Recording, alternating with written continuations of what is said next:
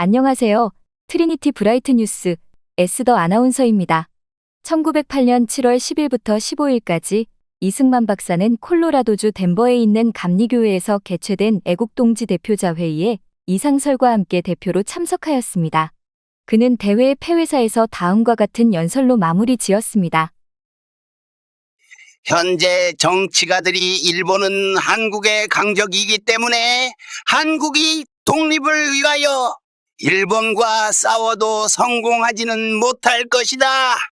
그러기 때문에 한국의 희망은 영원히 잃어버려진 것이라고 말하고 있으나 그것은 피상적인 관찰에 지나지 않는다. 우리나라의 역사와 지리적 특징과 민족적 특성을 연구해 본다면 한국은 일본보다 훨씬 뛰어난 데가 있는 것이다. 우리나라는 4,000년 이상 민족의 특성과 완전한 독립을 보존해 왔으며 어떠한 국가도 결코 기구에서 말살되지는 않을 것이다. 어떠한 국가도 결코 지구에서 말살되지는 않을 것이다. 라는 말이 그의 스승인 우드로 윌슨 대통령의 민족 자결주의와 맥락을 같이 한다는 것은 우연이 아닐지도 모릅니다. 이승만 박사는 1908년 9월 프린스턴 대학교 박사과정에 입학하여 정치학과 국제법을 공부하였습니다. 나중에 미국의 28대 대통령이 된 우드로 윌슨 총장은 그의 지도교수였는데 가족 같은 친밀한 관계를 유지하였습니다. 우리는 여기서 이승만 박사의 미국 유학이 그의 밀사활동의 연장선상에서 이루어진 것이라는 점을 다시 한번 상기할 필요가 있습니다. 왜냐하면 이러한 관점에서 볼 때 이승만 박사와 우드로 윌슨 대통령과의 관계가 여러 가지 중요한 사건들과 밀접한 관련이 있을 것으로 보이기 때문입니다. 윌슨 대통령이 민족자결주의를 제창한 시점과 3.1운동이 벌어지고 뒤이어 상해 임시정부가 수립되는 과정이 짧은 시간 동안 순차적으로 일어나고 있어서 깊은 연관성이 있어 보이기 때문입니다. 게다가 이승만 박사가 임시정부 초대 대통령으로 취임하게 된 것과 우드로 윌슨과의 개인적인 관계가 어떤 연관성이 있어 보이기 때문에 그의 독립운동에 있어서 우드로 윌슨과의 관계가 어떤 역할을 한 것인지도 심도 있게 연구할 필요가 있을 것입니다. 1910년 3월 그는 대한인국민회에 가입했습니다. 대한인국민회는 미주 지역에 거주하는 한국인들이 주축이 되어 조직한 독립운동 단체입니다. 1910년 대한제국이 일본에 의해 강제 합병되자 해외에 있던 한국인들은 조국의 독립을 위해 힘을 모았고 그 중심에 대한인국민회가 있었습니다. 1910년 7월 18일 프린스턴 대학교에서 미국의 영향을 받은 영세중립론이라는 논문으로 철학박사 학위를 받았습니다. 미국에서 공부하는 동안 이승만 박사의 사고방식이 상당히 서구적으로 변하였다는 사실은 그가 이름을 성보다 앞서 표기한 것을 보면 알 수 있습니다. 또한 당시 박사학위자가 거의 없었던 한국에서 이승만 박사는 박사의 대명사가 되었고 1948년 8월 대통령이 된 뒤에도 사람들은 그를 이승만 대통령보다는 이승만 박사라고 불렀습니다. 1910년 9월 3일 국권을 빼앗긴 조국으로 돌아오기 위해 뉴욕항을 출발, 리버풀, 런던, 파리, 베를린, 모스크바, 만주를 거쳐 1910년 10월 10일 한국에 귀국하였습니다. 5년 11개월 6일 만에 귀국이었습니다. 그는 당시 국내에 들어온 신문화를 긍정적으로 바라보면서 나라가 없어진 것은 슬프지만 왕, 양반, 상투가 없어진 것은 시원하다고 언급하기도 했습니다. 1910년 10월 10일부터 1912년 3월 26일까지 종로 기독교 청년회의 총무 겸 학감에 취임하여 교육 및 기독교 전도 활동을 하였습니다. 1911년 5월 16일부터 6월 21일까지 37일 동안의 전국 순회전도 여행 중에 개성에서 윤치호가 세운 한영서원에 들러 제2회 전국 기독학생 하령회에 참석하였습니다. 그의 이러한 기독교 지도자로서의 행보는 공립신보에서 역설한 주장들을 그대로 실천에 옮긴 행동들이었습니다. 이 시기의 일제는 자신들의 야심을 숨기고 조심스럽게 조선을 장악할 마술을 뻗치고 있었습니다. 그는 폭력투쟁에 가담하지는 않았으나 YMCA와 같은 기독교 단체를 통하여 지속적으로 계몽운동과 언론활동에 앞장섰기 때문에 일제의 감시를 지속적으로 받고 있었습니다. 그러다가 드디어 1911년 백오인 사건에 뒤이은 일제의 체포 위협이 있자 미니애폴리스에서 열리는 국제기독교 감리회 총회에 한국평신도 대표로 참석하도록 선교사들이 주선함으로써 체포를 면할 수 있었습니다. 그는 1912년 3월 26일 미국 망명길에 올랐습니다. 이로써 1년 5개월의 한국 생활을 마감하였습니다. 망명길에 일본에 들러 1912년 4월 10일까지 도쿄에 있던 조선 YMCA를 근거로 반일 사상을 고취하였습니다. 이때 도쿄 조선 YMCA에 드나들던 유학생들은 조만식, 송진우, 이광수, 안재홍, 신익희, 최린, 조용은, 김병로, 현상윤, 이인, 전영택, 윤백남, 김필래 등을 포함하여 50에서 60명에 이르렀다고 합니다. 1912년 4월 10일 요코하마를 출발, 4월 25일 캐나다, 4월 26일 시애틀을 거쳐 1912년 5월 1일 미니애폴리스에서 4년마다 열리는 국제기독교 감리회 총회에 참석하였습니다.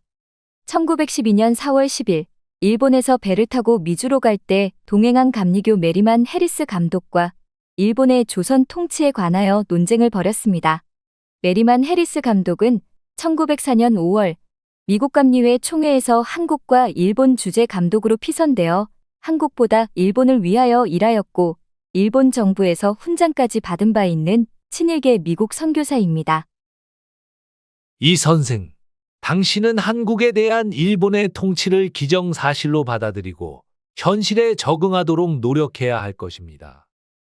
해리스 씨, 본인은 결코 일본의 강도적 한국 강점을 인정할 수 없을 뿐 아니라 일본의 통치 하에서 신음하는 나의 사랑하는 조국의 현실을 좌시할 수 없습니다. 기독교의 박애정 씨는 당신이 일본을 이해하고 사랑할 수 있도록 바라고 있습니다. 선진강대국으로 자란 일본이 후진 약소국인 한국을 병탐하고 지배하는 것은 기독교의 박애정신에 어긋날 뿐 아니라 피압방 민족의 참상을 그대로 인정하고 그들의 고뇌를 벗기려고 노력하고 도와주지 않는 것이 기독교 박애정신에 어긋나는 비겁한 일인 줄로 본인은 알고 있습니다. 일본으로부터의 한국 독립은 전 기독교인 양심의 발동으로서 원조되고 힘입어 반드시 이루어지도록 노력하지 않으면 안 될 것입니다. 이처럼 이승만 박사는 그 문제에 대하여 여러 기독교인들과 자주 토론하였으나 그들은 정교분리 원칙을 내세워 대체로 소극적인 입장이었습니다. 또한 미네아폴리스에서 열리는 감리교 총회도 비슷한 분위기 속에서 진행되었습니다. 회의에서는 한국의 정치와 종교상의 사태에 대해서 여러 차례 의견을 나누고 토론을 전개하였습니다. 이승만 박사는 1912년 5월 1일 이 회의석상에서 요코하마를 떠나기 전 일본 목사가 찾아와 반일적 언사를 삼가라고 했던 경고를 무시한 채 다음과 같은 발언을 하였습니다.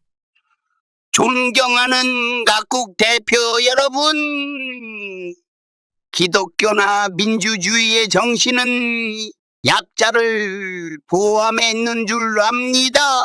그런데 지금 일본은 무력으로 한국의 주권을 강탈하고 한국인을 노예와 같이 압박하고 있습니다. 세계의 평화를 위해서는 먼저 약소 민족의 해방이 필요하며 아시아의 평화를 위해서는 먼저 한국의 자주독립이 있어야 합니다. 기독교와 교회의 정신은 이러한 평화 옹호에 있어야 할진데 세계의 양심적인 기독교도들은 마땅히 이를 위하여 단결 실천함으로써 비압박 민족을 해방시키고 아시아의 평화를 이룩하고 나아가서는 세계 평화 유지에 이바지하여야 할 것입니다. 그는 총회에서 한국의 독립과 한국교회의 독립성을 호소하였으나 그의 이러한 외침은 일본의 지배하에 두지 않으면 안 되는 선교 사업을 위태롭게 하는 말이라고 심한 비난을 받기도 하고 한편으로는 많은 동정과 격려도 받았습니다. 한 달 남짓된 회의는 그의 희망과는 거리가 먼 일본인과 밀접하게 협력한다는 방침을 재확인하고 그것에 의해서 일본과 한국의 선교 사업을 보호한다는 결론을 지은 채 패회하였습니다. 이러한 결정은 반일적 언동을 서슴지 않았던 이승만 박사로 하여금 귀국하여 효과적인 선교 사업에 종사할 수 있는 길을 막아버렸습니다. 그리하여 그는 그동안 해왔던 기독교 단체를 통한 계몽 언론 활동에서 방향을 선회할 수밖에 없었으나 당장의 대안이 떠오르지 않았습니다. 총회가 끝나자 이승만 박사는 약 6개월간 미주 각 지역을 순회하며 미국에 거주하는 동포들과 자신에게 많은 도움을 주었던 미국의 옛 친구들, 지인들을 방문하였고 또 만나는 사람마다 앞으로의 계획에 대해 여러 자문을 구하였습니다. 1912년 6월 19일 은사인 우드로 윌슨 당시 민주당 대통령 후보를 뉴저지의 시거트 별장에서 만나 한국의 독립 지원을 호소하였습니다. 그 후 그는 윌슨을 2차례 더 만났습니다. 윌슨의 추천서를 가지고 워싱턴 등지를 다니면서 한국의 독립을 호소하였습니다. 1912년 8월 14일 네브래스카주 헤이스팅스에서 소년병학교를 운영하는 박용만을 만나 앞으로의 진로를 협의하였습니다. 그 결과 한국인이 많은 하와이를 독립운동 기지로 삼기로 합의하였습니다. 1913년에 귀국을 시도했으나 아버지 이경선으로부터 귀국하지 말고 미국에 체류하라는 편지를 받고 귀국을 단념하였습니다. 감리교 기독교 단체를 통한 계몽 언론 활동의 길이 막혀버린 이승만 박사는 또 한 번의 인생 위기를 맞았습니다. 그러나 이 위기는 그를 종교 지도자에서 대한민국의 위대한 정치 지도자로 변화시키는 계기가 되었습니다. 또한 미국의 제28대 대통령이 되는 우드로 윌슨이라는 든든한 배경까지 얻게 될 그에게 힘들고 고단하지만 엄청난 잠재력을 지닌 미래가 기다리고 있었습니다.